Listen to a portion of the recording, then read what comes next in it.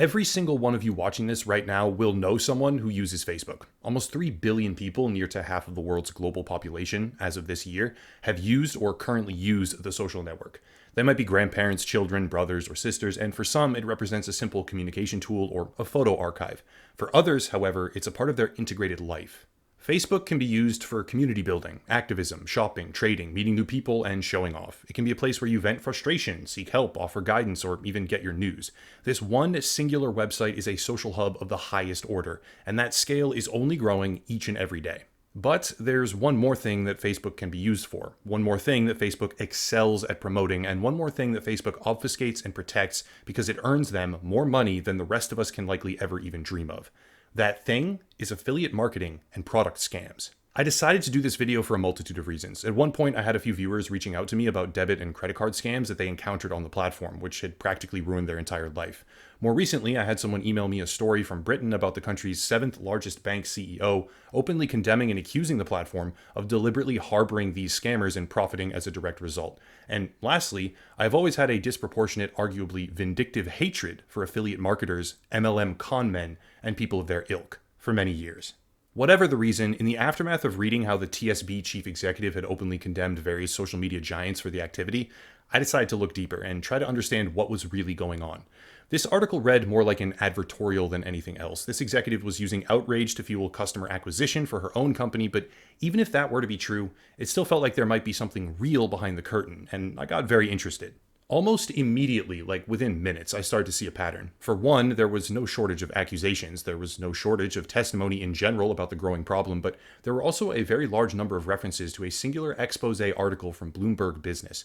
This article tackled the idea of a symbiotic relationship between Facebook and affiliate marketers who promote or abuse a growing list of scams and predatory social media advertising practices. It's a long article, and I'll have a complete index of all sources linked down below for anyone who wants to read any of this for themselves, but to demonstrate the subject matter, I'd like to draw a few quotes. Early on, referencing a convention the writer had personally attended, it says the following, quote, "It was a Davos for digital hucksters. One day last June, scammers from all around the world gathered for a conference at a renovated 19th century train station in Berlin. All the most popular hustles were there. Miracle diet pills, instant muscle builders, brain boosters, male enhancers. The "you want an iPhone" companies had display booths, and the "your computer may be infected" folks sent salesmen. Russia was represented by the promoters of a black mask face peel, and Canada made a showing with bot-infested dating sites." End quote. These are the modern-day snake oil salesmen. Worse, they aren't even the salesmen, they are the runners posting flyers around town with their affiliate code, hoping to lure in unsuspecting people and earn a flat commission once they've been scammed. These are the bottom feeders of our world and the dregs of the internet. These people delude themselves into thinking that what they do requires skill, and they pretend that their job is one of competitive talent infused with cutthroat meritocratic capitalism.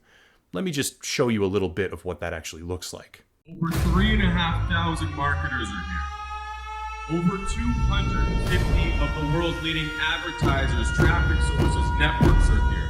We've literally scoured the planet for the world's greatest marketers, pulled them away from their campaigns, and brought them here just for you. You have to come to Affiliate World in 2020. If you want to know what's going on Facebook, Pinterest, Snapchat, everything and anything that's current, that stuff moves so fast. And if you're not here in 2020, you're not going to be up on what's going on. We're literally on a rocket ship that is growing 3 to 5 times faster than any other industry. This was taken from the public 2019 promotional video for an Affiliate World Conference. Slickly edited commercials, special effects, high-value lighting, and a massive once-in-a-lifetime opportunity.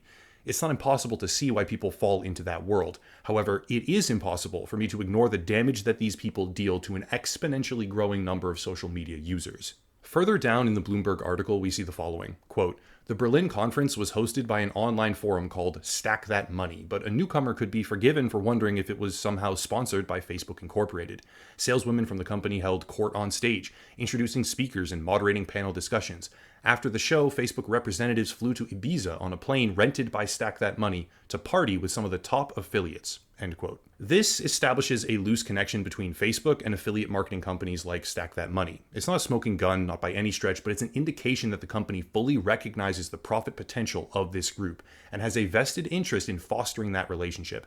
The next step for me, logically speaking, was looking at who and what Stack That Money really is. The answer is fairly simple. Stack That Money is an online affiliate forum with tools and opportunities, they love to call things that, an opportunity, for aspiring affiliate network entrepreneurs, a diplomatic way of saying hucksters and scammers. Stack That Money is owned by a company called iStack Holdings, and iStack Holdings also owns a sister company of Stack That Money called Affiliate World Conferences. Remember that video clip? More precisely, this particular part? We're literally on a rocket ship that is growing 3 to 5 times faster than any other industry. That was from Affiliate World Conferences. Here's the thing. In a world of deception, predation, and narcissistic lies, that statement was actually true. It might not be true when directly compared to every single emergent industry in the entire world, but let's explore some numbers from social media in particular. Since 2008, Facebook has experienced almost perfect linear growth. It took the company almost 3 years to get from 1 billion to 1.5 billion users and a little over 2 years to go from 1.5 billion to 2 billion. The user growth metrics indicate steady, reliable increases, and the company also operates in a flourishing industry of the modern age. Now though, let's examine some data from the FTC. It was reported during October of 2020 that social media scams had gone parabolic. The number of users reporting that they were scammed was spiking massively, and the amount of money in total had drastically increased. For the sake of clarity, this does refer to social media at all, but when looking at competing social media platforms, such as Twitter, for example, we can see that their growth rate does not match Facebook in any conceivable way. Facebook, combined with its properties, such as Instagram, which they do own, is one of the largest and fastest growing social media platforms on Earth, both in terms of percentage and absolute numbers. From 2016 to 2020, Facebook grew from 1.712 billion users to a little over 2.7. This represents a percentage increase of just over 57%. Comparatively, the number of reported scams on social media in the same exact time period grew from 1.2 thousand to 15.9, which represents a staggering 1,225% increase. Also, as per that data, 94% of the people who mentioned a specific platform in those reports mentioned Facebook or Instagram, meaning that we can now assign the vast majority of this increase in totality to Facebook as a singular advertiser. This tells us one very crucial thing. Other social media platforms do not have a similar problem. Other social media platforms are, for the most part, growing at a smaller rate, yes, but also did not see dramatic increases, while Facebook contributed to a 1,200% increase in the numbers reported, which statistically make up an incredibly small number of the actual total. In a study commissioned by MoneyGram, it was found that 90% of all participants in a 2,000-person sample size had been scammed online, and only 10% had not. The numbers we see from the FTC indicate a trend, but have no connection to the actual far larger total number. That trend is exponential, and it is exponential because of Facebook. So why is this happening? Well, the short version is that Facebook has been alleged, now by a multitude of sources, including ex-workers, contractors, current employees, and even financial institution CEOs, to be profiting from these scams through advertising campaigns and deliberately ignoring them as a result. The Washington Post reported in 2020 that over 70 major brand partners had been the victim of false ad scam campaigns. Marketers are producing fake product ads in the name of Patagonia, Microsoft, Ralph Lauren, and others to trick Facebook users, and the way that they find them is through Facebook's targeted advertising network. How do they know what to do? Affiliate marketing conventions and forums like Stack That Money and Affiliate World, which Facebook executives attend and seemingly endorse. As quoted in Bloomberg, Facebook finds the idiots for me. How about a much better example? Referenced on BuzzFeed News in 2019, the FTC busted an advertising scam in San Diego run by a mid-20s marketer named Asher Burke. The company had pulled down something like $180 million as they employed 20 people to market and promote a scam. The idea was to suck users into a recurrent monthly subscription by using fake celebrity endorsements, and all of it was done through compromised accounts on Facebook. The network was incredibly complex, but even at such an enormous scale, Facebook did nothing. Why? The answer might actually be shocking. CNET, an outlet I have a sordid personal history with myself, but in this particular case they presented valid information, reported in 2019, and see a pattern here, the warning signs emerged in 2019 and 2020, with the parabolic spike now exploding in 2021. CNET reported that hacked Facebook accounts were bankrolling these advertising scams.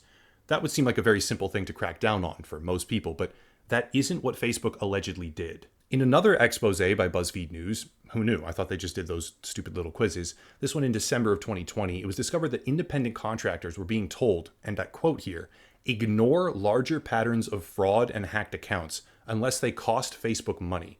This investigation was built upon internal communication obtained from a contracted partner called Accenture and pertained to 45 reviewers who were instructed to allow hackers and compromised accounts to post content even if it violated their advertising policies, as long as Facebook was going to get paid through a valid payment method. The manager responsible actually justified this action by claiming hackers compromise accounts that control large pages because they're interested in the broad reach these larger pages have and simply want to reach larger audiences with legitimate ads, end quote.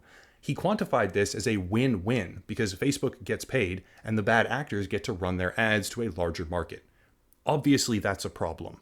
Connecting another set of dots here, also contained in the Bloomberg Business article, many affiliates would walk around on the convention floor where Facebook reps were present and involved, who also encouraged them actively to spend more and more through advertising campaigns, wearing hats that directly promoted a fake account selling service called Farmin. The narrative should finally be starting to emerge here that there's a symbiotic relationship between widespread social media scamming, trained by affiliate marketing conventions and forums, which are attended by high-ranking Facebook employees, and Facebook itself. Contractors have been told to specifically ignore violations if it results in profit for the company, and all of it has resulted in something that is technically true being used and held up in order to bolster an industry that is a pox on the face of the internet and should be completely eradicated. That technical truth is that affiliate marketing is an exploding industry. However, that truth only exists because deception and predatory manipulation are allowed to fester at its core, protected, even endorsed, by some of the most powerful and influential companies on earth. We are facing an infestation of the social media space by shallow, narcissistic garbage who wallow in their own excess as they trick and deceive online users through the power of algorithmic advertising on a platform that nearly half of the world's total population uses. We haven't even begun to see the real damage here because this process is only now entering its actual parabolic growth phase. For the past 2 years, it has been perfected and expanded to a scale that will soon become much, much more obvious. It has been aided and streamlined by groups of marketers that push anything and everything they can just to make a few dollars. The networks themselves, like Stack That Money or Crowd1, a company on the official financial fraud warning lists for multiple countries around the globe, are responsible for training a skyrocketing horde of deceptive scammers, who then leverage the framework of Facebook and other social media, though Facebook is the main culprit here from what I could find, to maximize the damage that they can deal. We all know someone who uses Facebook, a mother, a father, grandparent, or child, and in a world where the scams are increasing at 26 times the rate of the actual user base, we should all be aware. There are agencies that try to curb this behavior. The FTC, for example, took down a $5 billion win against Facebook itself for its violations in 2012.